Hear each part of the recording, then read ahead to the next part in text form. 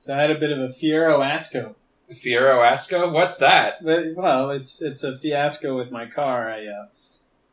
Trying to sell my RV, and the last person to come look at it took me on a wild ride. He was driving it for over an hour. Where'd you go? He wanted to get out on the interstate, and so we went out to the edge of town, got on the interstate, and then he wanted to take the next exit to get off. But the next exit to get off was another interstate. Right. And from there, the next exit was 4 miles down the road. Mm-hmm. So he took me on quite a little drive around central Illinois. What's the top speed on that? 75, but it gets real uncomfortable above 55. Okay. So is that why it took a little bit longer? Yeah. Yeah, so for our fans out there, we sort of live at the intersection of 74 and 57. Champaign, Illinois. Mm-hmm. Feel the noise. Feel the noise? We don't actually say that here. Yeah. Just James, and just this one time.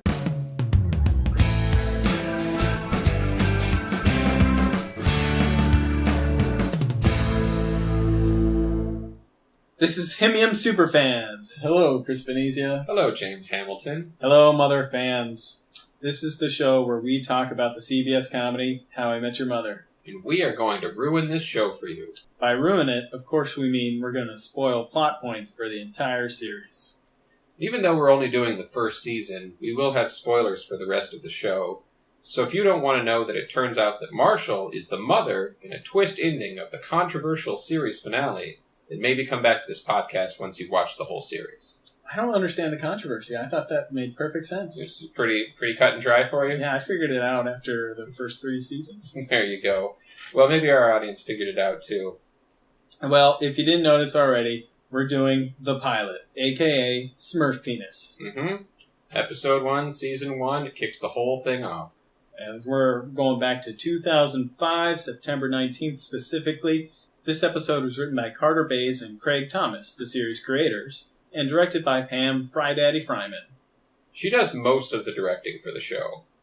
Yeah, and I think that's unique for this show, that they have one director for basically the entire series, whereas most sitcoms and, of course, a lot of dramas, they'll have 5, 6, 10, 12 directors. Yeah, and it wasn't until James and I were doing a beta test with a different episode to see how the formula for how we wanted to do the show. It wasn't until we did a different episode that I found out that anyone ever directed it other than Pam Fryman. This episode technically begins in the year 2030, when future Ted starts telling his kids the tale of how he met their mother. Yeah, that is the first thing that you see on the screen. It's 2030 at the bottom of the screen, which is, I don't know, it's interesting. I mean, it's the reason I got into the show, because I really like sci-fi, and someone told me about this new sitcom that takes place in 2030. So it's like, that could be interesting. I've never heard of a comedy sci-fi series that did very well. Right. So they usually don't. It turns out there's not very much sci-fi in this show, other than maybe some of Marshall's enigmas of the mysterious. No, but I do think that the characters like sci-fi. Like all the guys, at least, they all like Star Wars, and like you said, Marshall's into the fantastic. Also, to put the series in perspective, back in 2005, the nation was still recovering from the series finale of Friends, which ended in May of 2004. This was the year that Iraq had their first election after the invasion, and a guy named Saddam Hussein went on trial. Also premiering this year was The Office, It's Always Sunny in Philadelphia, and American Dad. Wow, that was a long time ago. I know, right? So, James, what was your most memorable moment from the pilot? Well, it's got to be the blue French horn and the suit up thing. It's the image that I chose for our Facebook group. That's right. Blue French horn or the Smurf Penis, definitely very memorable. My most memorable moment is outside of Robin's apartment, where Ted has his monologue about how he'd be a good husband. Yeah, definitely one of my top 5 monologues of the series. Well, we'll get to the other 4 as the podcast goes on. The first thing we see on screen is in the year 2030, and we hear the voice of Bob Saget saying, Kids, I'm going to tell you an amazing story. The story of how I met your mother. And the kids reply, am I being punished for something? And how long is this going to take? Yes. He says, yes, it is going to take a long time. Yeah, and it does. So when the son asks, are we being punished for something? I find that interesting, having watched the whole series. Like, I'm not sure why he would think that would be a punishment, because if you're listening to this podcast, we warned you, it turns out the mother's dead. So I would think that he would find it sweet to hear a story about his mother that he doesn't get to see anymore. But he thinks it's a punishment, so I'm not really sure what's up with that. Maybe he just doesn't like hearing his dad tell stories, because it's established throughout the series that Ted loves his stories and he lives in his stories. So maybe they're just tired of Dad's stories. All of them, and it just happens to be that this one story today is about the mother, and then they already heard 7 other stories that day and 20 the day before, and yeah, they're just tired of his stories in general. Well, this one does last a long time, but it takes him back to 2005, and they roll the credits such that they are, and it's different pictures than in most of the series. Yeah, it's a little slideshow of like what I'm guessing are events that happened in Ted's life after college, but before the series. We see Ted accompanied by 3 beautiful ladies. We see Ted and Marshall drinking. We even see Ted at a construction site, which I thought was kind of odd, considering in the season 1 it's set up that he's not the type of architect who's going out to construction sites. He's the type of architect who gets stuck in the office designing foliage. Right. Yeah, I wonder if he wasn't like an intern in that picture, like in college or shortly after college, or maybe it was like a class field trip when he was at Wesleyan or something. So they establish that Ted, Marshall, and Lily have been friends for a long time, and to give Marshall some space in the apartment so that he can propose, Ted calls Barney and meets him at McLaren's. And that's where we get this wonderful introduction to Barney. The first thing he says is, I've always had a thing for half Asian girls. Mm-hmm. It's like, you don't even need to finish the sentence. We know he's a pig, all right? Yep. And he's having somebody else shave him. Right, yes. While he's on the phone with Ted. He rates very highly for himself. And he tells Ted to suit up, and then they meet at McLaren's, and Ted didn't suit up. He rarely does. Almost never suits up. Yeah, and that pisses Barney off. He's like, it was a blazer. I did that one time. So we do get to see the first flashback in the series. It flashes back to the night that Ted and Barney first met, where Barney tells Ted to not even think about getting married until he's 30, among some other things that he tells him. And Ted's okay with that. He's like, yeah, right, 30, sure. So then Barney decides that he's going to play a little game called Have You Met Ted? And he introduces him to Yasmin. Yasmin. Who is Lebanese. Yes. Who is the new half-Asians, according to Barney.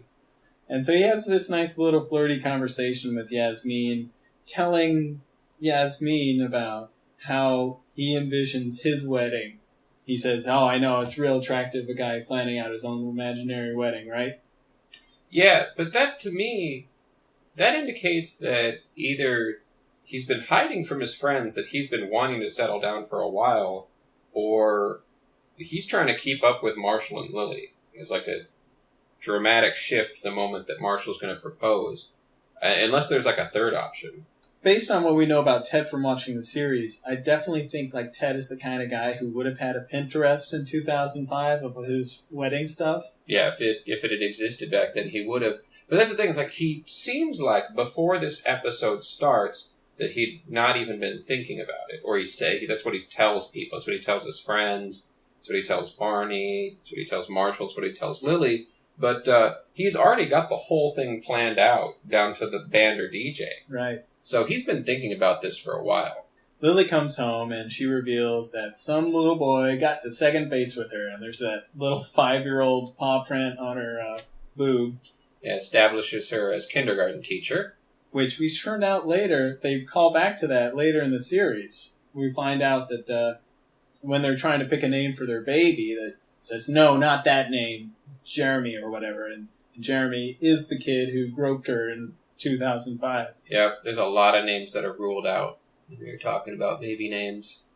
And future Ted helps the story along. He says, kids, there's some things where you plan out forever, and there's other things you just blurt out at the moment. And that's when Ted says to Yasmin, you want to go out sometime? And find out that she's dating Carl. Carl the bartender. Their favorite bartender who knows them all by name. There's a lot of line readings in this episode that I love, and when Ted says, "What's up, Carl?" Yes. That's sort of like, I'm so embarrassed / terrified. Yes. That's definitely one of them. Don't ruin the bar. Don't kill the bar, dude. Don't kill the bar. And at the very same moment, Marshall proposes to Lily. And she says, "Of course, you idiot!" Mm-hmm. And tackles him, and they have sex on the kitchen floor. They find a Pop-Tart. Yes. Marshall eats it, apparently. He calls dibs, at least. Yes. So this is about the point where Ted says, he's ready to settle down. Where is she, universe? Something like that. And then we see Robin. Right there, in the middle of the frame. It's the great trailer shot, They're doing the trailer for the series. Here's this pretty girl, center of the frame. It is a very good shot, and they do come back to it at later points in the episode. It's like the most close-up that you ever get on any of the characters' faces. Barney plays Have You Met Ted again, and that's how he meets Robin.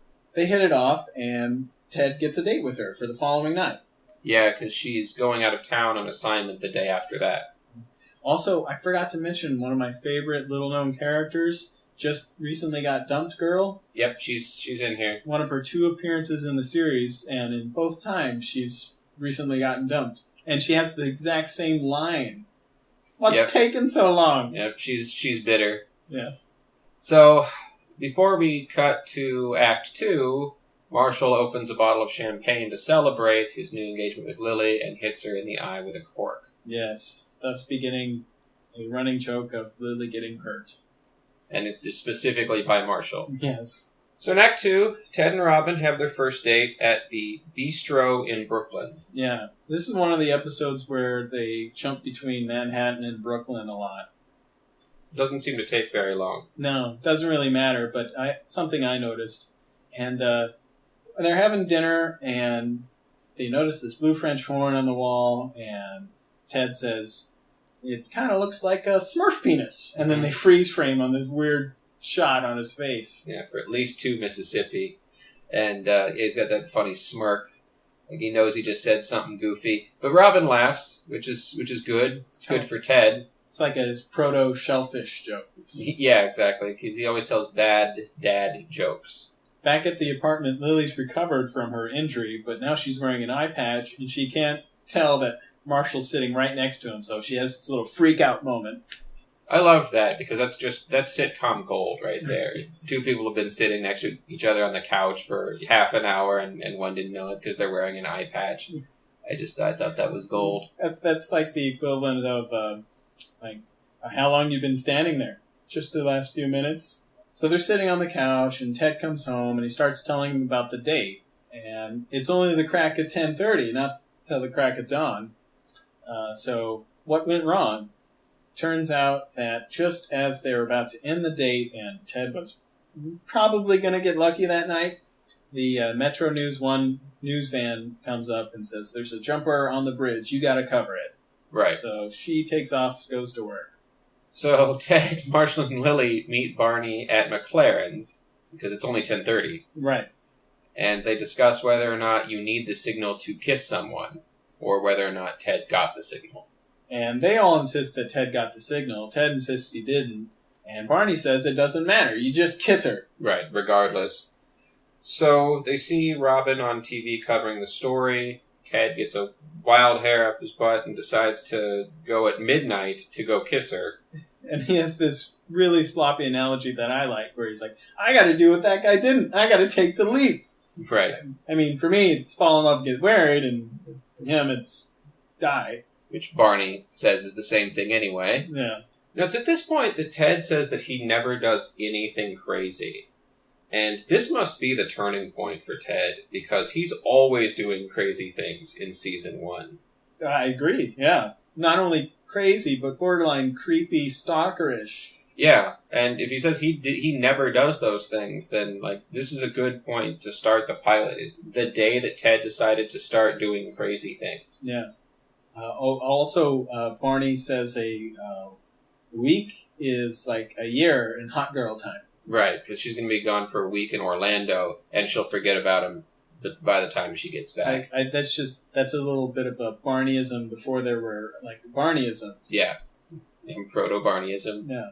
So Ted suits up, and the gang gets a cab to Brooklyn, and on the way, Ted steals the blue French horn from the bistro. Not only that, we get to meet Ranjit, the cab driver who will return throughout the series as the driver of various vehicles. Yes, he's their personal chauffeur in many episodes. He gets to drive limos at some point, too.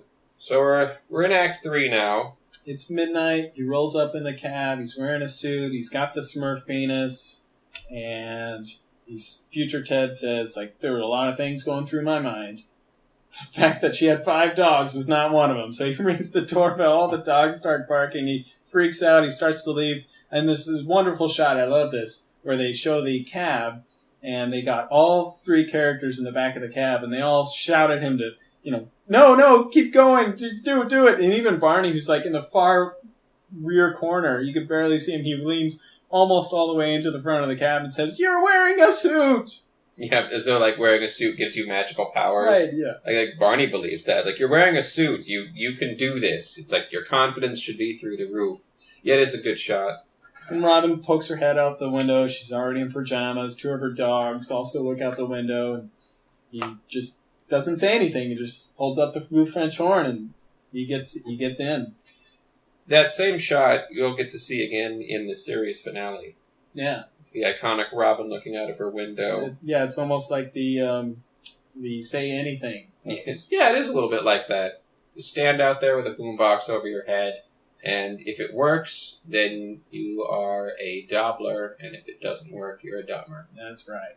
So while Ted's up in the apartment, we get to learn a little bit more about the gang in the cab.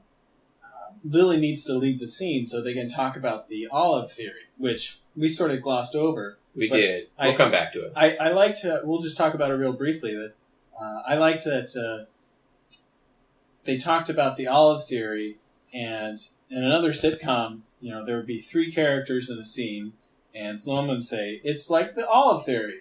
And like all 3 of them clearly know what the olive theory is, but they have to explain it to the audience, so they'll like repeat it to their friends, like, "Well, why are you saying this? We all already know." Yeah, it's like, yeah, we were there. We lived the olive theory story. But instead, what they do is they have good writers, and so they bring up the olive theory on the couch, and then they jump to Ted telling Robin what the olive theory is on their date, to which she says, "I've got some olives in my fridge at home." And says that he can have them like all that, seductive like that, but sexier, yeah. Yeah, but yeah, not for me. Yeah, it's like Kobe Smolder saying it sexily instead of Chris. Yeah. And so Lily gets out of the car because Barney's just being a pig. This gives them an opportunity to talk about the olive theory because Marshall, 2 weeks ago, Spanish bar, 59th Street, dish of olives. You had some. What up? Yes, and we get our first what up. So it turns out Marshall actually likes olives. On their first date, Lily asked for their olives. He said yes because he's 18, virgin. I was waiting all my life for some pretty girl to want my olives. Yep. Good writing there, too. Olives means penis there. Or testicles. Yeah, either way. Yeah, I guess it doesn't really matter. The olives is a metaphor. Yeah. So in the apartment, in Robin's apartment, she flirts with Ted. She offers him a drink, says getting him drunk is just for starters, before she turns on some mood music and walks away all seductive-like. And she's giving all kinds of signals here. If he wasn't sure about the signal before, he's getting them now. Yeah, he should have definitely picked it up by now. So Ted and Robin, they're dancing. Well, they're slow dancing. They're sort of just standing in place, like just an excuse to hold each other. Yeah, kind of holding each other. And they start saying some things, and he says, "I think I'm in love with you." And then we have this wonderful, What? Yep, and that'll happen again in the series. Don't worry. But she doesn't immediately kick him out. They continue their conversation. Apparently, the mood is killed. We cut back to the cab, and when we come back to this scene, they're on the couch, and Robin says, "You love me?" Yeah, but she does have this awareness about her. Like, she's calm. It's just, like you said, the mood is gone. Like, the mood has been killed, but she's calm. She actually doesn't seem to think that he's a creep. And she still has the awareness to remember to give him the olives. Right. And she gives them to him, and he's about to leave, and he says, "Oh, thanks for the olives. I love you." So, What's does wrong it with again. me?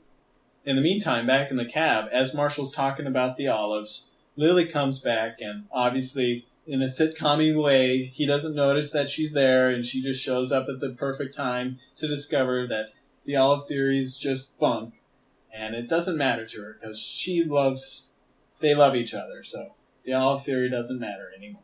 Yeah, she says we'll make it work, like as though like the olive theory was not necessarily the glue that was keeping their relationship together, which is probably good, because that's one of the flimsiest things that I've ever heard in my entire life, if that's the foundation of your relationship.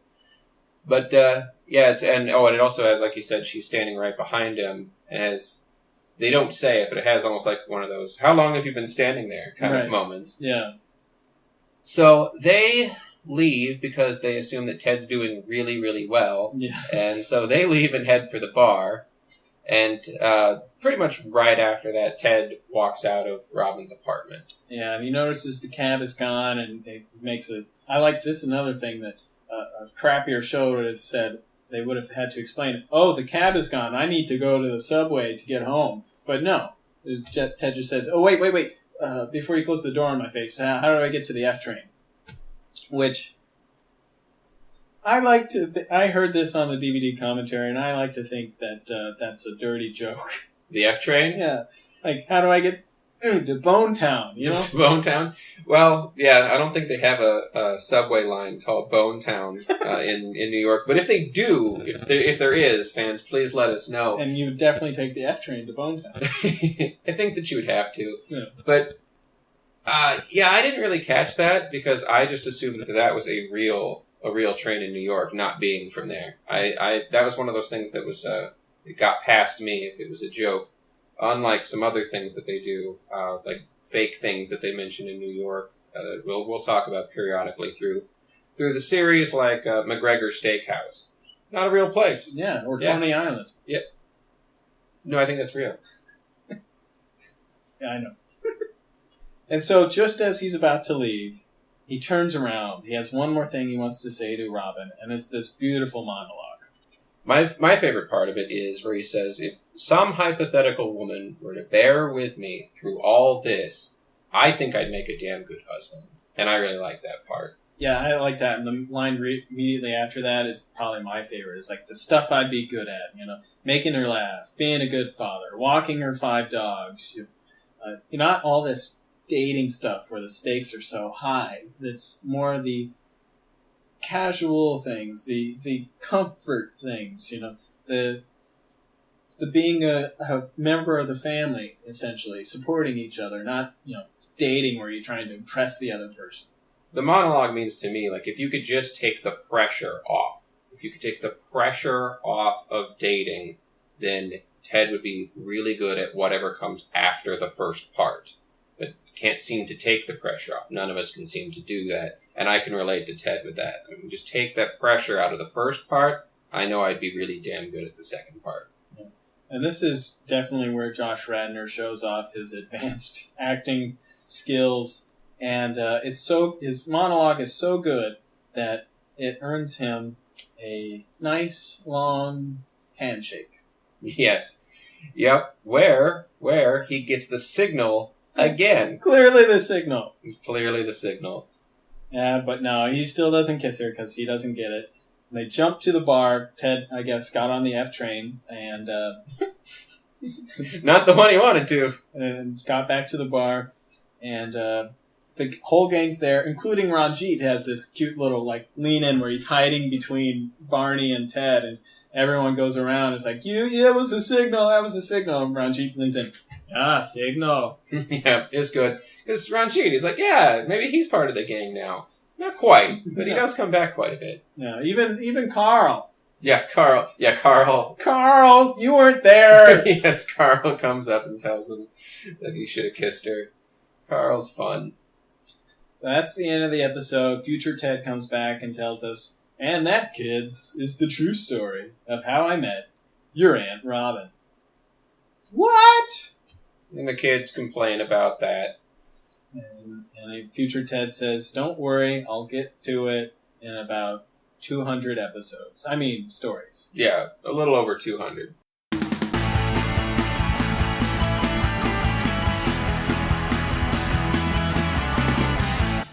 Musical interlude. One more thing about the monologue before we move on is that I do want to say, though, that I think that Ted's right, and we do get to know Ted. We don't really know Ted in the pilot so far, but we do get to know Ted, and we do know that he's right. But unfortunately, there are a lot of creepy people out there, and if you just give them a free pass on the first part, you might find out that they're really awful at the second part. And so I think that's why people don't just give a free pass on the first part. But it does still create a lot of problems. So the guest stars in this episode, we've got Joe Nieves as Carl. Carl! We've got Marshall Manesh as Ranjit. Here's a picture of my wife. We've got, see, I'm going to let you do this one because I don't remember how this is pronounced. Saba Sabayun. Something like that. That's something they do in the commentary. If you listen to the DVD commentary, the cast members will say Saba Sabayun repeatedly. And she played Yasmin. And then we've got Sarah Lowe as Robin's dumped friend. Hey, what's taking so long? So, as we do this podcast, one thing that we're going to do every time is we're going to mention the first use. Like, for example, this episode is the first use of suit up. Because he says it in this episode, he's going to say it in plenty of other episodes as well. And though it seems a little silly to do this for the pilot, we're going to do it anyway. Yeah. So, suit up. I'm going to teach you how to live. It's the first time we get to see Ted with a goatee in the flashback. Not only that, the smoking in bars in the flashback. Yep. And the first time of Have You Met Ted? Have you met Ted? Barney, the running joke, Barney of being insecure about not being the best friend. He has to be the best friend. We've got Wait For It. It was D, Wait For It, Denied. Denied. And of course, laser tag and the blue French horn show up. That scotch is Robin's preferred drink, is the first use of that. Not mentioned in this episode is that Ted and Barney also really like scotch. Maybe they picked it up after Robin because they were so intrigued with her. Mm-hmm. Could be. Mention of Barney's blog, which was almost irrelevant back in 2005. Blogs were, I think, on the way out. Mm-hmm. Even then. Yeah, blog's still cool. And still cool, man. First use of what up. What up? He says it one time, but that'll definitely come back a lot. Did we have a first high five? He held up his hand to get one, but no one gave him a high five. So I didn't include it in the first use because it was not a reciprocated high five. Right. This episode, they have a little bit more special effects than typical. They have more locations. They even have these split screen effects where in the scene where Ted's talking to Yasmin and Marshall and Lily, Ted's about to blurt out something and Marshall's about to blurt out, "Will you marry me?" They do the split screen effect there. That's pretty neat.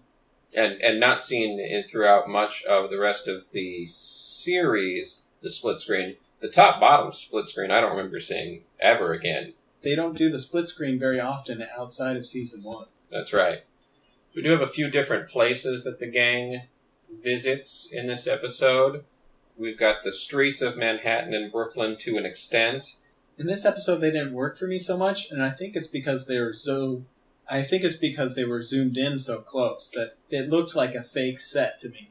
Yeah, a lot of the times that they show the sets in future episodes, the camera is much farther away from the building, so you don't see, that it looks like it was just constructed the other day. We get to also see the apartment, which we'll call the apartment. The apartment. You know, if you follow along with other episodes with us, we call it the apartment. They also went to McLaren's a lot in this episode, and that's important because they're going to be there a lot. McLaren's pub. And we get to see Robin's apartment as well. Yeah, Robin's apartment shows up less often, but it's visually distinct from the rest of the show. And there's definitely going to be some important scenes there in season 1. Yeah, absolutely. Because nothing good happens after 2 a.m. That's right. Moving on.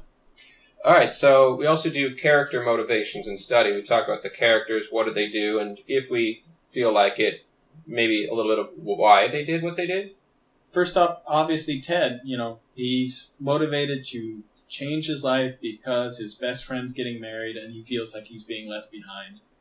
My note for Robin in this episode is that she is really into him until he kills the mood. But she's actually still really cool toward him afterwards. She was clearly not that creeped out. She doesn't, throw his coat at him and be like, get out, you weirdo. She's still really, really cool about the whole thing. And I like what you were saying earlier before we started recording, that this show's a little more progressive in terms of how they portray women's sexuality, at least for 2005. And Robin specifically seems like the kind of lady who's sex positive, but not a slut. She clearly wants to get laid and she wants to have good sex, but she doesn't want to just pick some random dude out of the bar every night. She kind of wants to set up a nice little, a date, some dating. Yeah, we don't find out until later episodes that she really doesn't want to be a couple. In this episode, all we know about her is that she was going to sleep with Ted on the first date. And I think that's good. I think that was really good for 2005 because that's really something that I've only been hearing about more recently, in recent years, that a woman would be able to have casual sex if that's what she wants to do, and that doesn't make her a slut. There's nothing negative attached to that at all. And yeah, that's all she's looking for at this time. It does mean that she is going to not be a very good match for Ted. Yeah. All we really know about her is she's very career motivated, and she's somewhat sophisticated from what we can tell.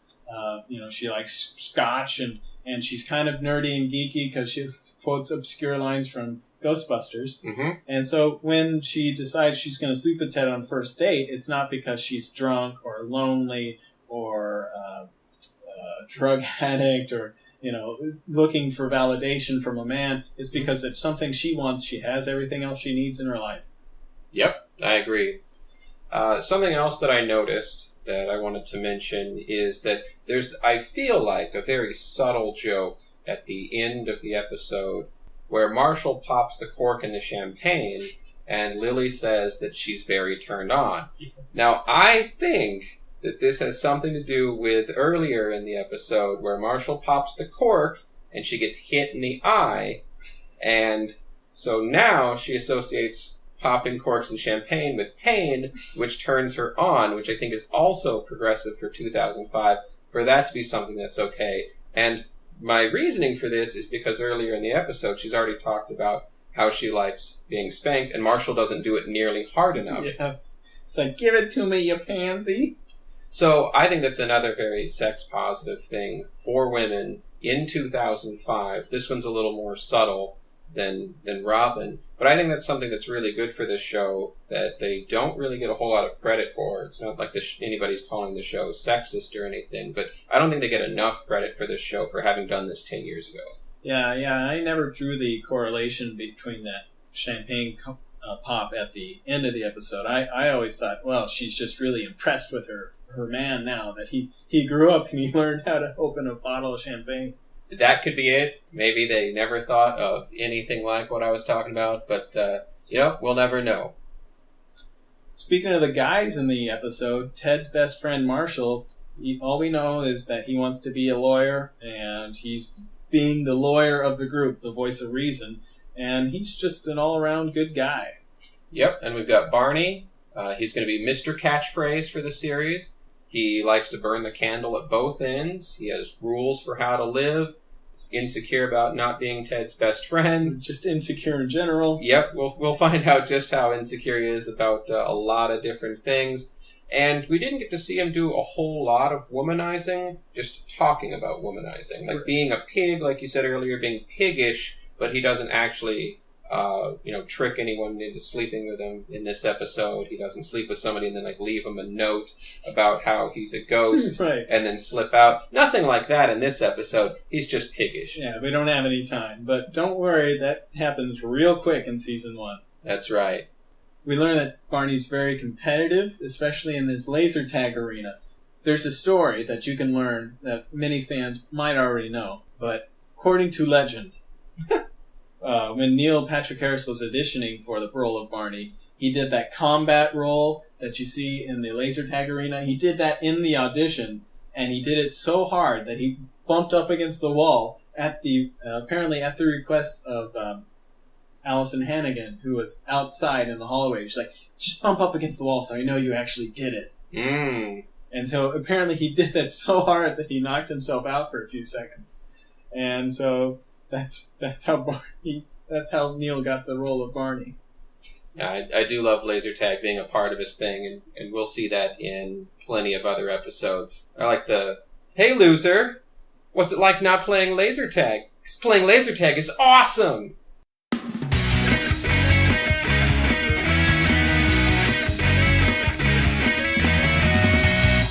Okay, folks, so that's episode 1. How did you feel about this episode? You can let us know what you think by emailing us at hymymsuperfans@gmail.com.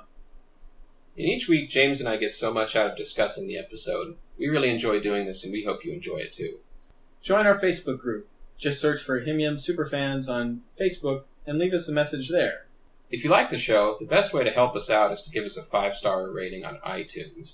You don't have to write a review. Yeah, nobody reads the reviews. But if you want to tell us what your favorite episode is, then maybe we'll mention that on the next episode. Give us that 5 stars. It really helps us with getting discovered and helps us grow our audience so we can keep making the show. And please, tell your friends about this show. Like us on Facebook and hit that share button when we post an episode. It really helps us get the message out there.